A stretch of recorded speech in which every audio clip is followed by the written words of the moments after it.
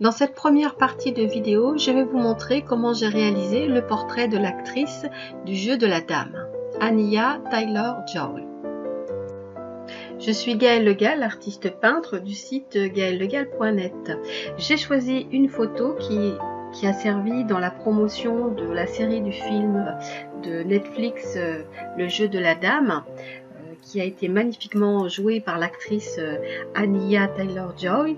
Et donc voilà, je vais vous présenter comment j'ai réalisé son portrait au crayon. Pour commencer, j'ai divisé le portrait en 7 parties égales dans le sens horizontal. Puis j'ai placé ma ligne centrale qui me sert d'axe de symétrie entre les deux yeux.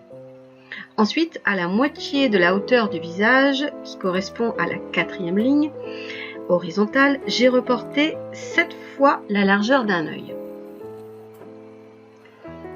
À l'emplacement du point situé au milieu de ma 4e ligne, j'ai tracé 3 cercles. Le premier cercle sert à délimiter la zone du front jusqu'au nez. Le deuxième cercle délimite la zone de la frange jusqu'à la bouche. Et le troisième cercle englobe le haut de la tête jusqu'au menton. Vous remarquerez que la photo est prise de face et légèrement en plongée, c'est-à-dire légèrement de dessus. Avant de commencer par placer les yeux, le nez, la bouche, tout ce qui se passe à l'intérieur du visage, je vais plutôt privilégier la forme extérieure du visage, c'est-à-dire je vais tracer le contour d'une façon très géométrique du contour de la forme de la coiffure et je vais prolonger par les traits du cou pour ensuite arriver aux vêtements.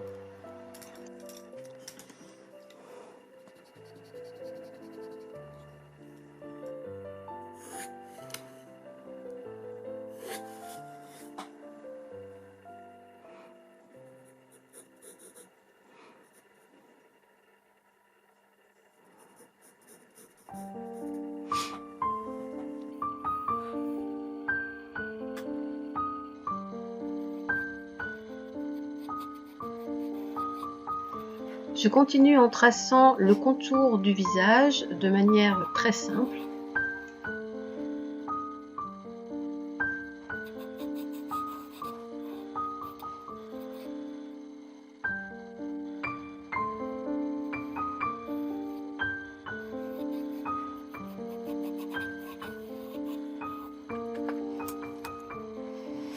Je trace une deuxième ligne horizontale sous la ligne du milieu qui me servira en fait de repère pour marquer le haut de la paupière et je continue en prolongeant les traits de chaque côté du nez pour ensuite pouvoir dessiner le haut de l'arcade sourcilière de manière très géométrique.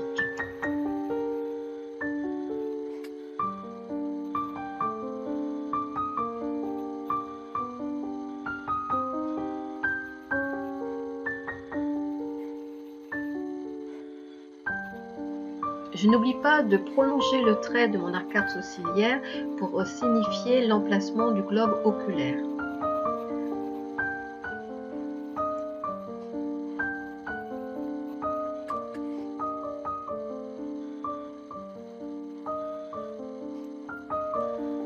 Puis vient ensuite le tracé géométrique des volumes du nez de manière très simpliste.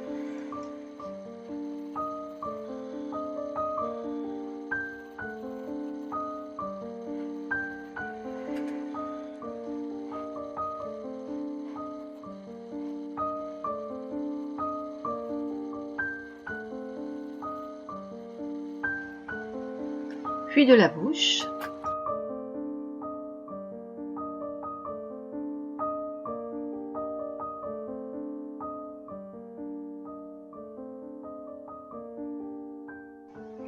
Après avoir mis en place l'esquisse de mes volumes qui composent le visage, la coiffure et l'emplacement des éléments principaux du visage, je vais pouvoir maintenant plus détailler les contours du visage et me rapprocher un peu plus de la ressemblance du portrait.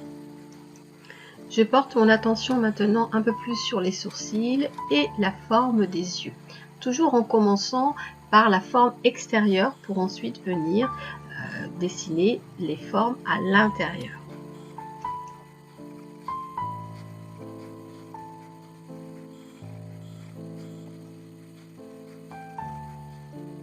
Je reprécise la forme de la coiffure en insistant un peu plus précisément sur le mouvement de la coiffure avec la frange et les mèches de cheveux.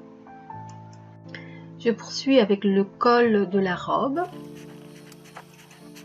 À présent, je peux effacer toutes les lignes de construction pour me poser un peu plus de détails dans le tracé des cheveux et les autres éléments qui composent le visage.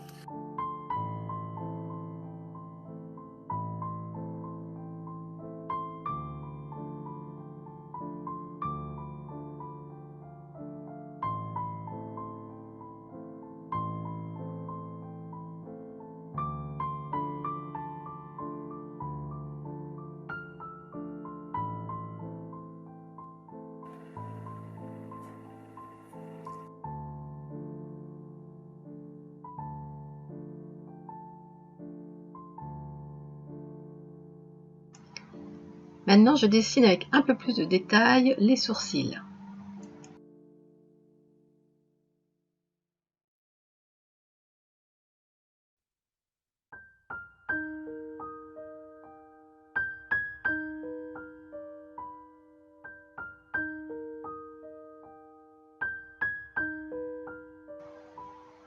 Je continue avec le tracé des yeux.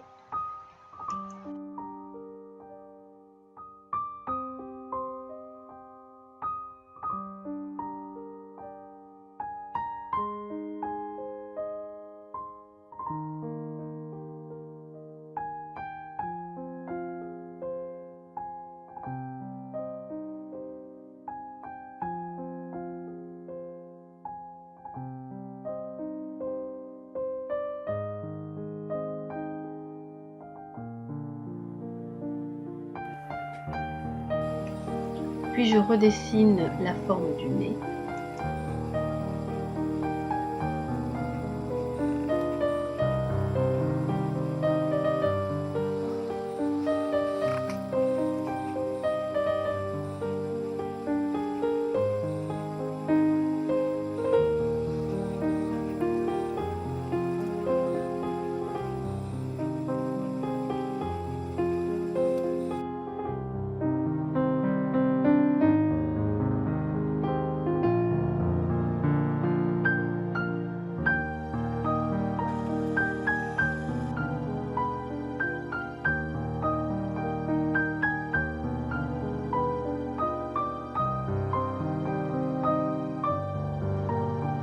Après avoir ombré légèrement le bord du nez, je m'intéresse un peu plus à la forme des lèvres.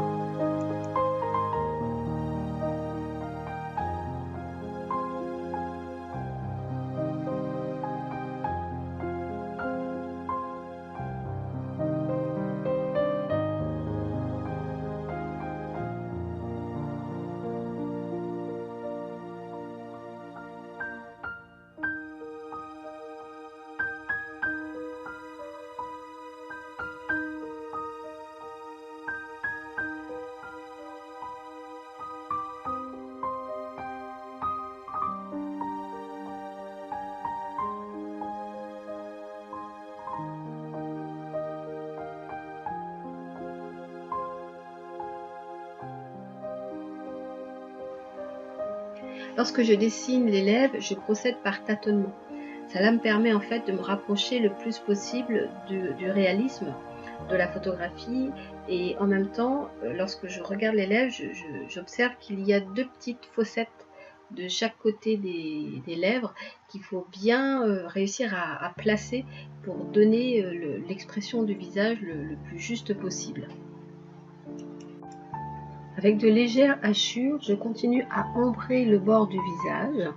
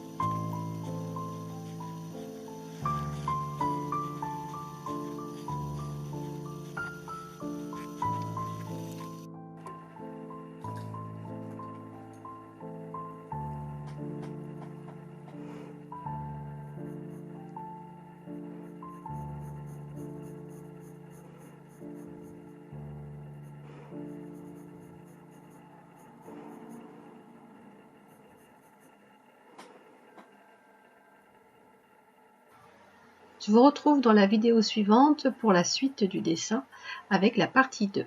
À tout de suite.